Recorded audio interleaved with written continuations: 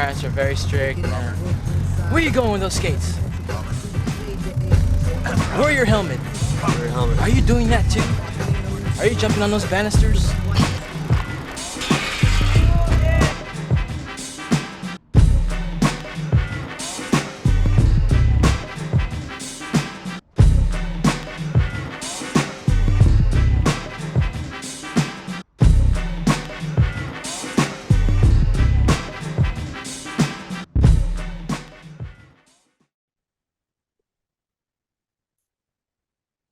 Hey, Hey, how you going?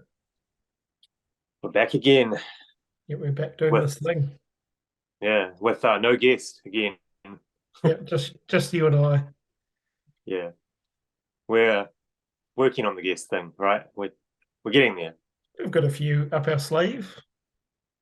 They're kind of up our sleeve. Like, yeah, we just need to find the time and the and yeah, just like it's a lot. Takes a lot of doesn't take a lot of planning, but you actually have to like really make it happen. Yeah, and you do a real good job of thinking of the questions beforehand and having it methodically planned out. Well, to be fair, some of the questions for future guests have been on my phone for months. Yeah.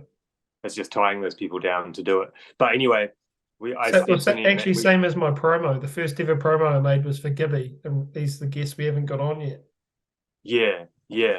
For so long.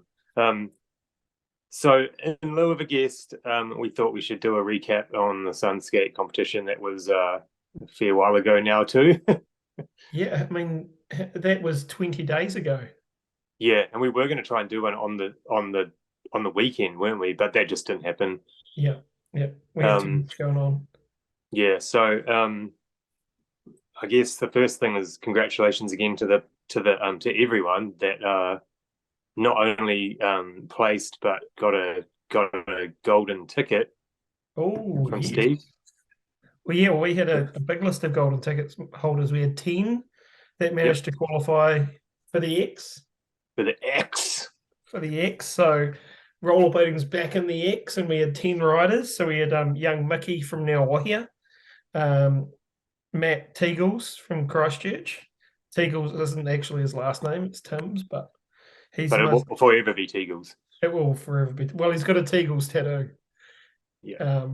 So it's fitting. He's also the most active rollerblader on Instagram, so he needed to be there. Matt Marsh, the flipper from Napier. So he knows how to ride a big course. So it was cool to see him. Yeah. Young Gibby from Masterton. He flipped his way into the X. Meat, who actually broke his arm while skating the comp. Yeah. So very early on, he broke his arm, remember? And yeah, he's now got it casted and can't weld. Deary me, no more welding. No more welding for Meat. Next, we had Peter Dunkley, our import from the UK.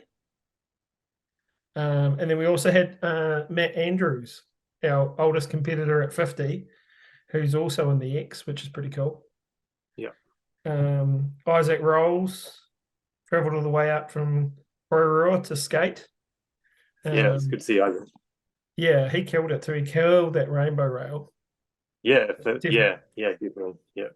The clog wearer, Timothy Dutch Van Licorice.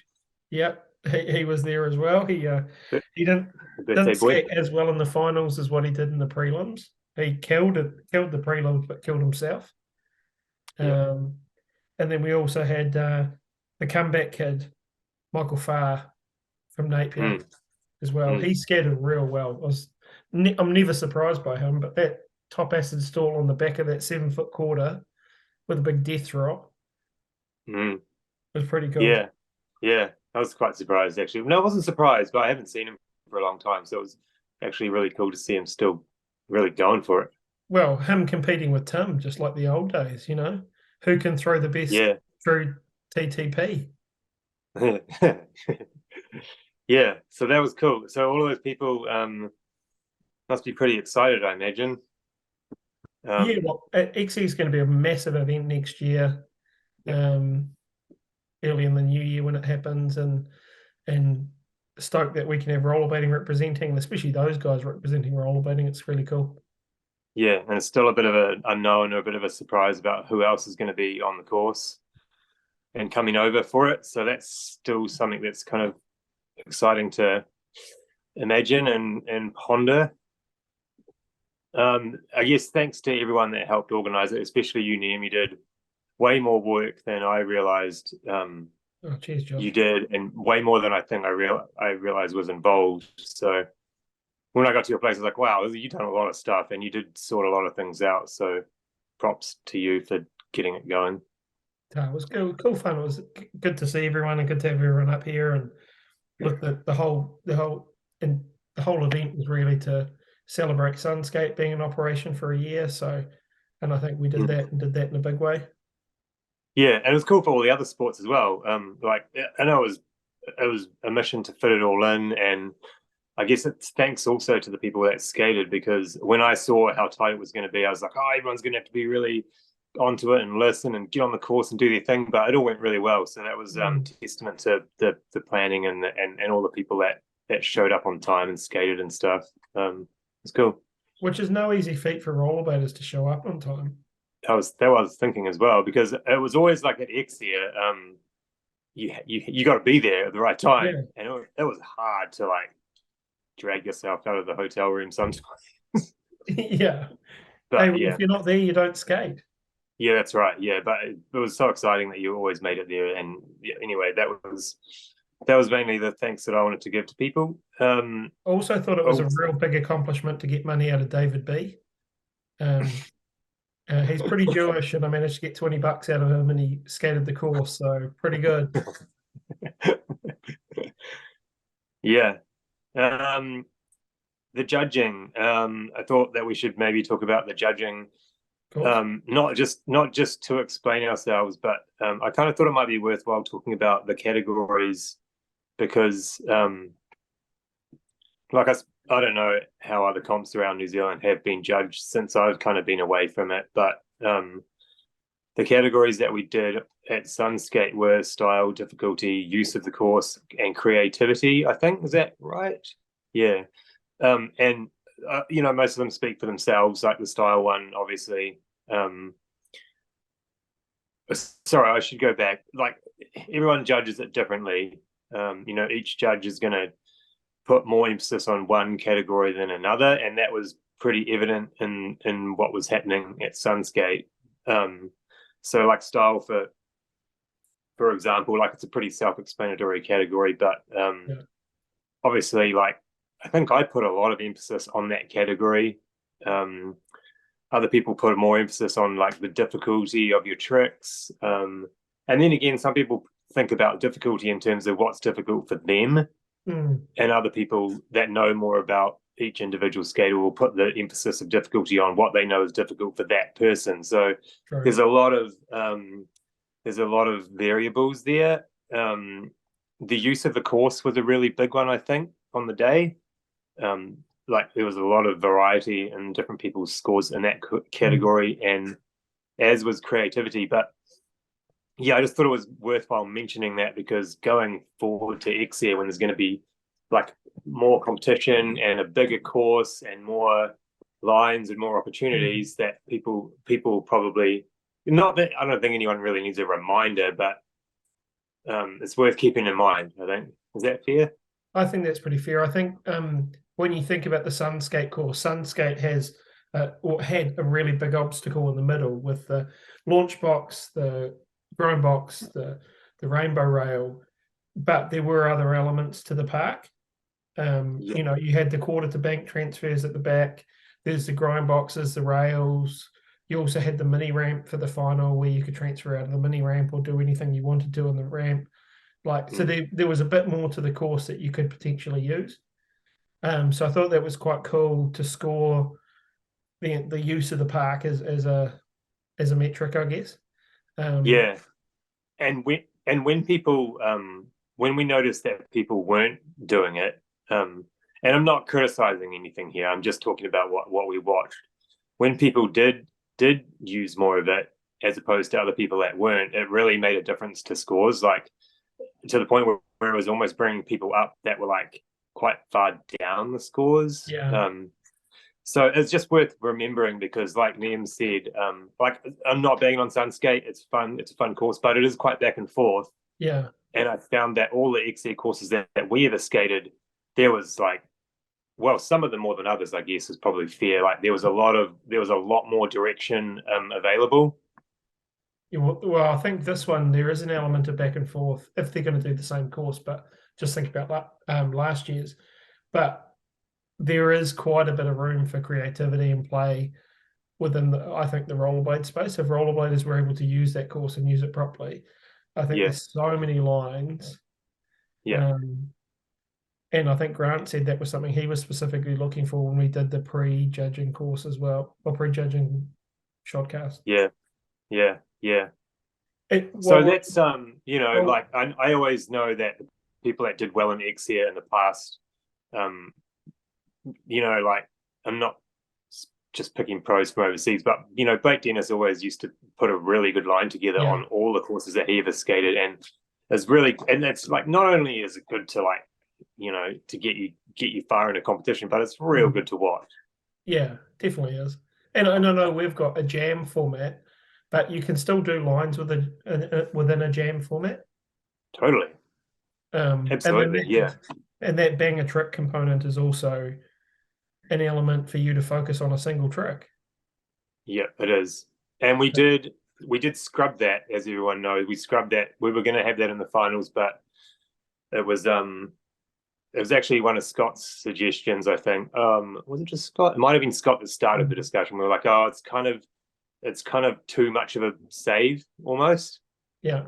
Because some people could just drop like a solid, like a big hammer, and it would shoot them right up from like what could have possibly been like a really bad jam for them. So yeah, that was and it was really close. I also wanted to say it was actually really, really close. Even despite what I was talking about before about all the judges had sort of a different take on it. When we actually compared all the sheets at the end, it was actually we were all pretty much coming out quite with similar kind of results. Yeah. So it was close. It was a tricky thing to choose. So yeah. Is it worth talking about who was judging, just for those that didn't know? Who sorry? Who was judging? Yeah, if people don't know, I thought they did, but yeah, absolutely. Yep. So it was Joss as the head judge. We had Grant, Trevor Walker involved as well, Scott Anthony Bentley, and we had Callum as well. I'm hoping Callum will be skating in next year if he qualifies at the next event. But yeah, the three judges that we want to take the three judges that we've already applied to this event and then take them into XAir as well. Yeah. So we've got some consistency.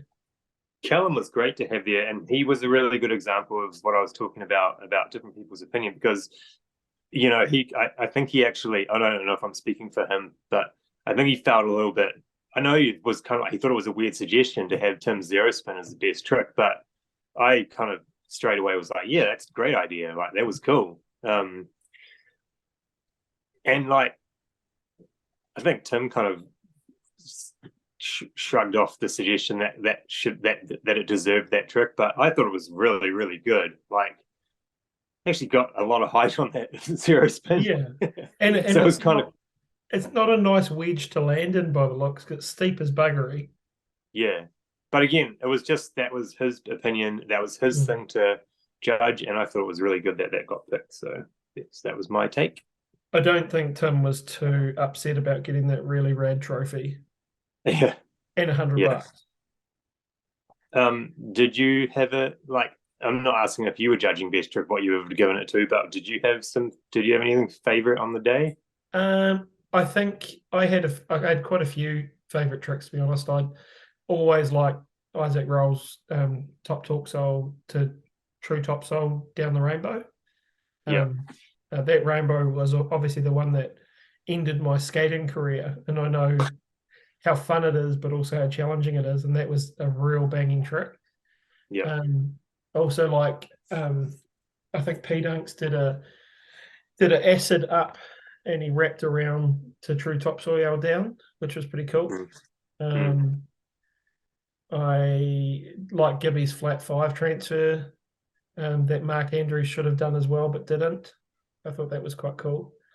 Tim's actually another trick that was probably my favorite because I thought it was pretty fucking hard was how Tim rode up and did that Elliott topsole transfer to the other side off the wedge. Yeah, that was he took the launch because that's actually a switch turn. So to get around switch turn to Elliott topsole was pretty cool. And still stay in line with the ledge. Yeah, and he came off fakie and stayed fakie. Yeah. So I thought that was pretty cool. Yeah, he nearly gave up on it too. I think I said to him one more time, and then he got it. So that was. And cool. I can't obviously discount meat with a broken hand doing that gap off the little tiny quarter to the big quarter to sole down. I thought someone was going to try that, so I'd asked Aaron beforehand to put some angle iron on the side of the bank because I was like, I know someone's going to try it. I'd seen Isaac tried it before the year before and thought it's going to happen. Yeah.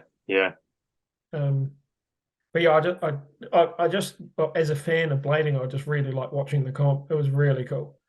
Yeah, looking forward to.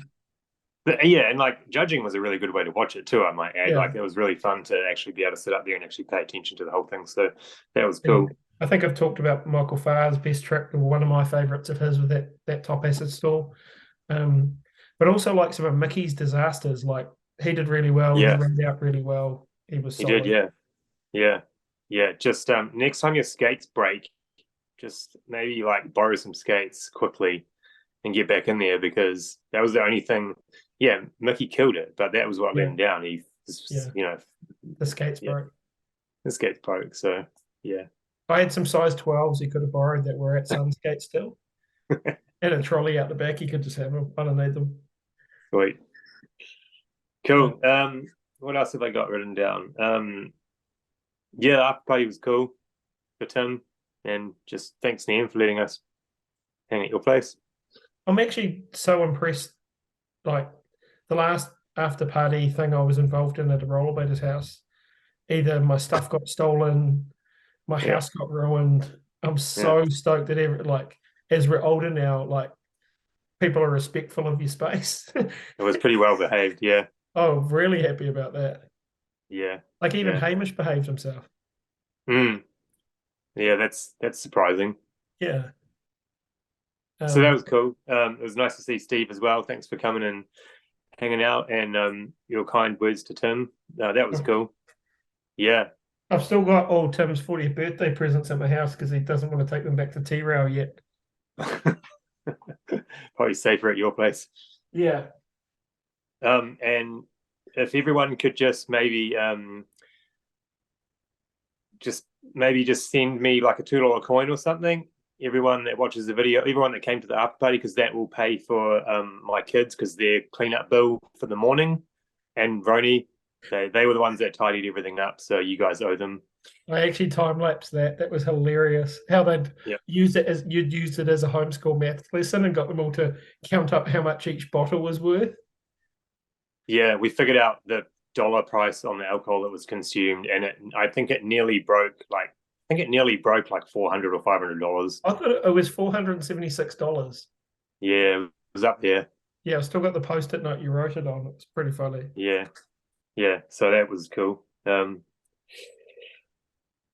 I actually pay the kids for that? No, but they did it out of love. So, that's good. But yeah, you guys can pay them and reimburse them. Cool. That was kind of all I wanted to talk about. Yeah. Cool. I mean, I thought it was a bloody good event. I'm stoked everyone turned up, and I'm stoked we're able to give out some qualifying things for X-Air.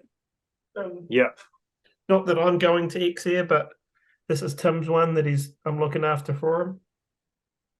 Might just wipe the Vivid off it and put my name there. I mean, you could. Yeah. Another note. What comps are coming up between now and the projected date? I think the only one, I was actually just talking to Tim about this before, the only one's coming up is Blade Jam in Napier in January. He's yet to organise the date or put anything out there, but and and I guess I'm yet to talk to Steve about the qualifying component, but we want to use that as another qualifier for Exia for those that haven't yet qualified. Okay, well, that's something else to discuss. Yeah, so still to quantify that with Steve, but I'm assuming that's what we're going to do. And it's going to be a smaller number of qualifications. So we've had 10. We're only going to get to a set number. We get to determine what that number is. But if you want to attend Exia and you're not pre-qualified, you want to go.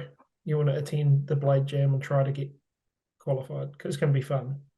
Yeah, and I mean, even if you've already qualified, you still skate the comp, and you can just, like, you're not going to take anyone's place. We'll figure that out, but it's just good experience, and it's another good chance to practice and hang out with everyone. So, and I think with it being at Blade Jam being in Napier, like you're skating the biggest course in the country, getting good exposure and good preparation for the biggest indoor skate comp in the country, which is Exia. So it does make sense to attend. But, there's a roster of people that aren't yet qualified that I would have assumed should. So, you got James Walker, the Frenchie, who's quite a good park skater, who should be attending. Obviously going to try to compete. Brandon Drummond, Slugman. Yeah, where was Brandon for Son Sk8? But I think he'd just gone to America, so it's a bit of cost to try to just come all the way back up to Auckland when you live in the Windy City. And they're a student, but there's a few names like that. Chaos as well. I'd expect him to be there. He's got a nice 5. Even Jargo. Expect Jargo to possibly turn up in Napier and try to represent and get back to the X. Maybe we'll even see Ben there. Possibly. Ben, we will see you there. Hopefully. Because we know you're going to be one of the 8 views of this video. So yeah. Okay, well, that's all I got. It was a good little recap. I'm excited for next year. I'm excited to actually go in January to Napier if we can make it. So that'll be cool. Oh, you better be there. Yep. Probably need a judge. 1 or 2. Yeah, maybe we get the same team together. Yeah, that would be cool. Seeing as Grant didn't let me drive the Porsche in Auckland, I'm happy to drive it to Napier for him if he wants me to. So. Well, I mean, it's only fair, really. Really, yeah, it is. I'm probably a better driver than him anyway, so we can talk about that on the day. There's no way it won't work. There's no way it won't work. Just trust me. Trust me. Okay, good talk. All right, talk soon. Shotcast signing off. See you. Later. The parents are very strict. Where are you going with those skates? Wear your helmet. Are you doing that too? Are you jumping on those banisters?